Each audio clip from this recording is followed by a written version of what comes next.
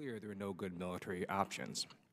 And the reason I bring that up is because diplomatic and economic options depends on whether, in fact, you have a good military option, and often it's not for us to say. It's dictated by the facts on the ground.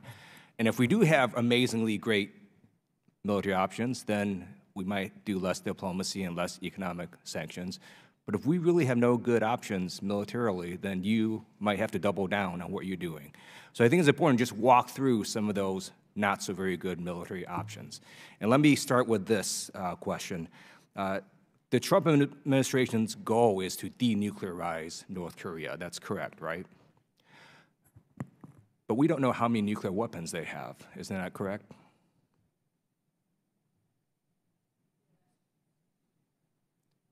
Say that again? Yeah, we have estimates. You have estimates. And we also don't know where all those nuclear weapons are, correct? They're pretty good at hiding them. They're good at hiding things. Right. So in order to get rid of those weapons, to get the Trump administration's goal through military force, we would need a ground invasion, find those weapons, and destroy them. Isn't that correct?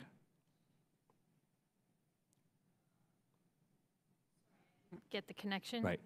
Since we don't know what the nuclear weapons are, we don't know how many they have, in order to denuclearize North Korea through a military option, we would need a ground invasion to find those weapons and destroy them. Isn't that correct? I suspect we'd need our Department of Defense colleagues here to really, truly answer that. No, I understand, but for you to do your job, you also need to understand the military option, right? So let me just go on.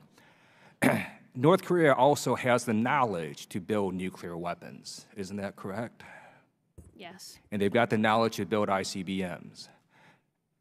And you can't unlearn that. So to keep them from doing this in the future, we would need to occupy the country or have South Korea or one of our allies occupy the country and keep them from doing this again in the future. Isn't that correct, if we would do this through military force? Well, I don't know that that's necessarily, and again, I'm putting my old Pentagon treaty negotiator hat on, but there are countries that have abandoned their nuclear programs and their missile ambitions. South Africa is a good example. Argentina is a good example. So there are examples. After the use of military force? Actually, no, prior right? to. Through other means. I mean, I can understand North Korea giving up or freezing the nuclear weapons if we apply economic or diplomatic pressure. But I'm saying if we were to use military force and they're going to resist it, and then to keep them from doing nuclear weapons in the future, we would need regime change to occupy the country. At least that's my sense. I don't know how we otherwise would do that. So let's just step away from nuclear weapons. They've also got about 5,000 tons of chemical weapons. Isn't that correct? They do have chemical weapons, okay. Yes. And then they have this massive conventional arsenal of rockets and artillery and so on, correct?